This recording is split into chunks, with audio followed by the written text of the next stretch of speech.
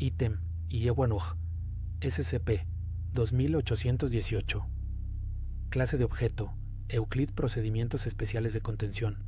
SCP-2818 debe ser contenido en una cámara de 15 por 15 por 15 metros en el sector de contención de anomalías bidimensionales del sitio 17.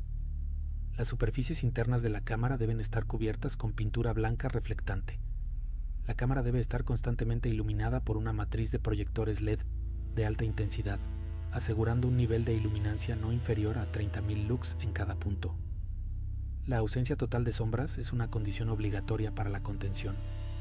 El sistema de iluminación está alimentado por 3 fuentes de energía independientes, incluyendo la red principal del sitio, un generador diésel de respaldo y un sistema de baterías autónomo capaz de mantener la iluminación completa durante 72 horas.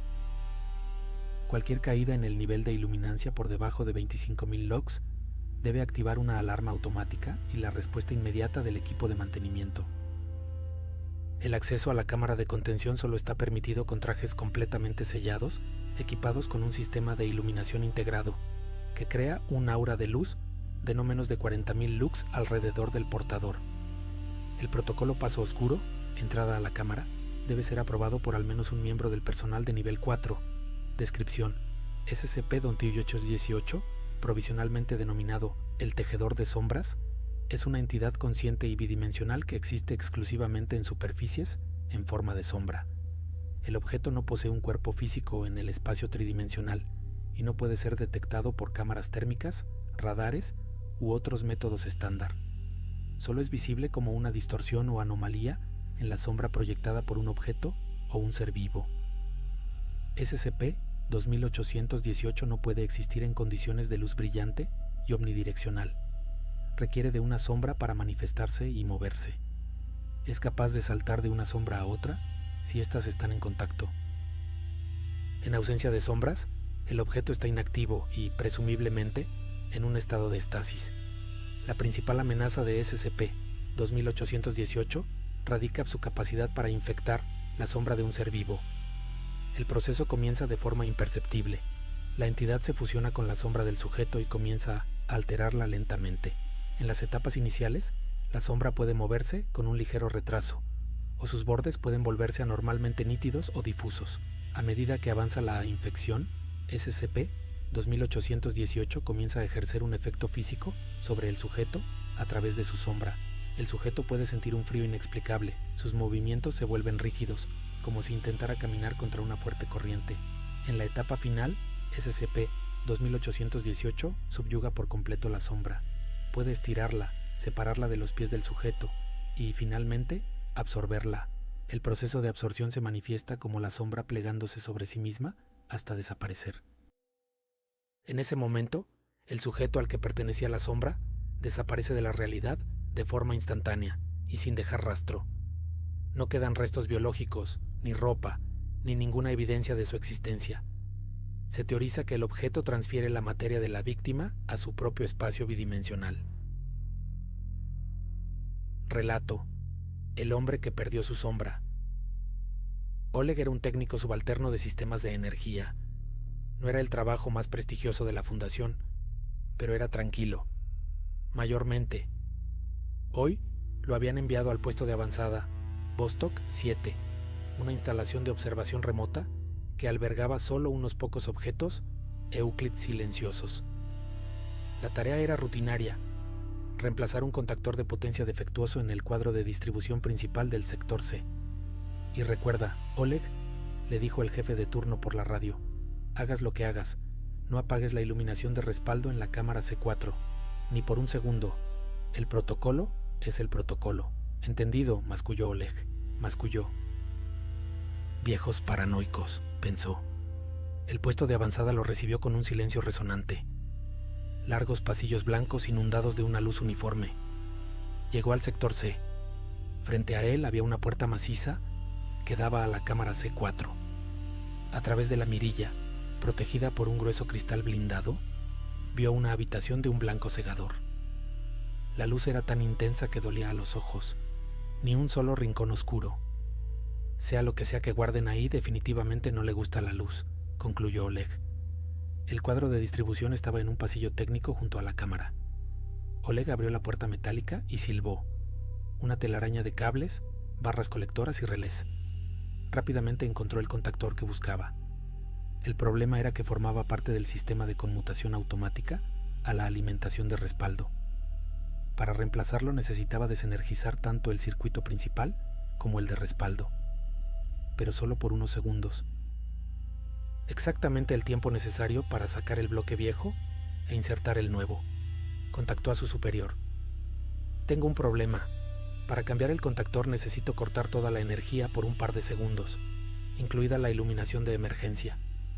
Hubo un silencio en la radio. Luego se oyó un suspiro cansado.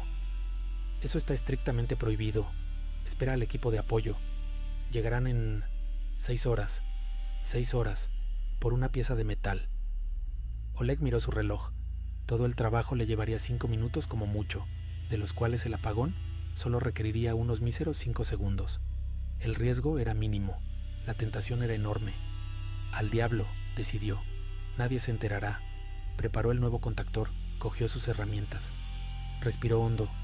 Un clic del interruptor principal. La luz del pasillo se apagó. Un clic del interruptor de la línea de respaldo. Oscuridad total y absoluta, apenas disipada por su linterna frontal. Las paredes parecieron disolverse. Trabajó al tacto, con los dedos temblando por la adrenalina. Sacó el bloque viejo, insertó el nuevo. Listo, clic. Encendió la línea de respaldo, clic. Encendió la principal. El pasillo se inundó de luz de nuevo. Oleg exhaló aliviado. Todo había durado no más de 7 segundos. Recogió rápidamente sus herramientas listo para marcharse. Al mirar a la pared, se quedó helado. Su sombra era incorrecta, demasiado oscura, como si estuviera quemada en la pared blanca. Sus contornos eran anormalmente nítidos, como dibujados con tinta china. Sacudió la cabeza.